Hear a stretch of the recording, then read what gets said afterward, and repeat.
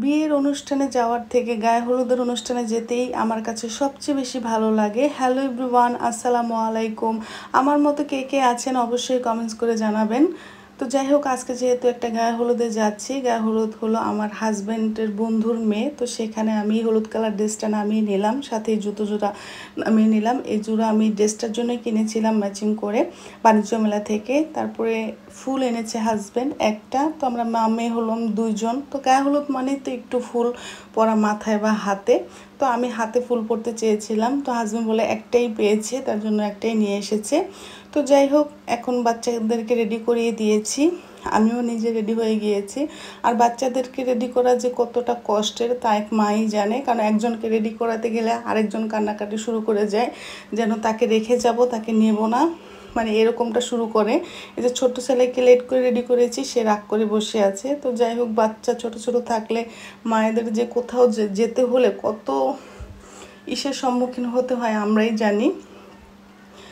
তো মেয়েকে ফুলটা পরিয়ে দিয়েছি মাথায়, কারণ মেয়ে সাজুগুজু করতে বেশি পছন্দ করে আমার থেকে।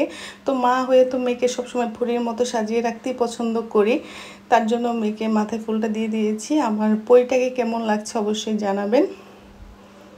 তো আমি কিন্তু আজকে ম্যাচিং করে ড্রেস পরেছি। তো আমি গায়ে হলুদে আসার আগে অনেকটা ছিলাম, টেনশনে ছিলাম আর কি, কারণ এখনকার গায়ে হলুদ তো এক কালার ড্রেস সিলেকশন করে দেওয়া হয় যে এই কালারটাই পরতে হবে। তো আমি মনে করেছিলাম সবাই এক কালার পরলে আমি যদি অন্য কালার পরি একটু অন্যরকম দেখাবে, ভালো লাগবে না।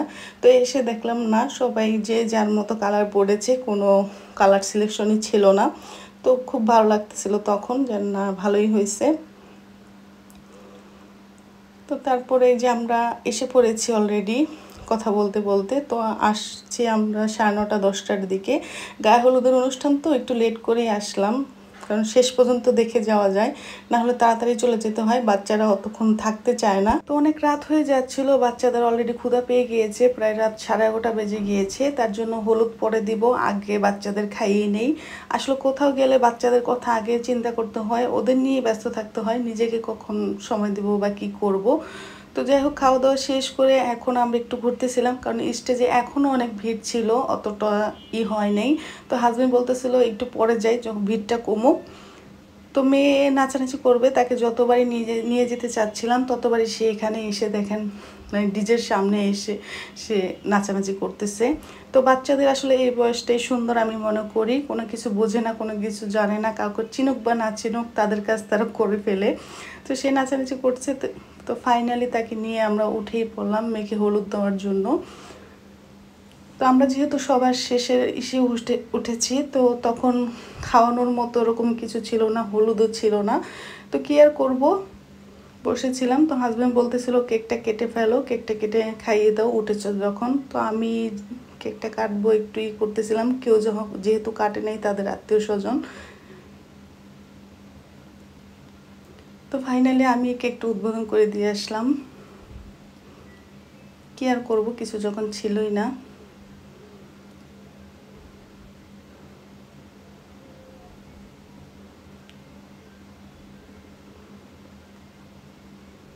আর বাচ্চারা তো কেক দেখলে খাওয়ার জন্য একটু করেই।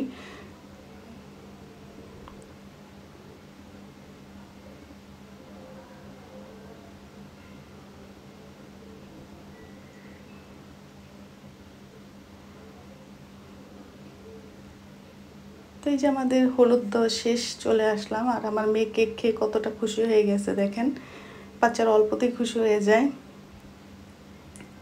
যাই হোক, আমাদের পরও 2-4 জন ছিল, তো সেগুলি দিচ্ছে আর কি হলুদ।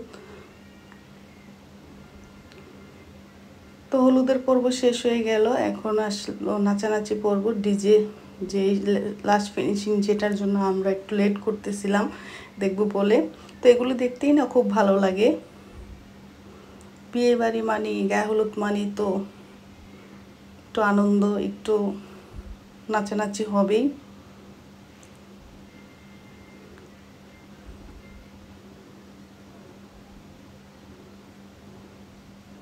তো ভিডিওটি যদি কোথাও ভালো লেগে থাকে প্লিজ লাইক কমেন্ট শেয়ার করে দিবেন। আল্লাহ হাফেজ।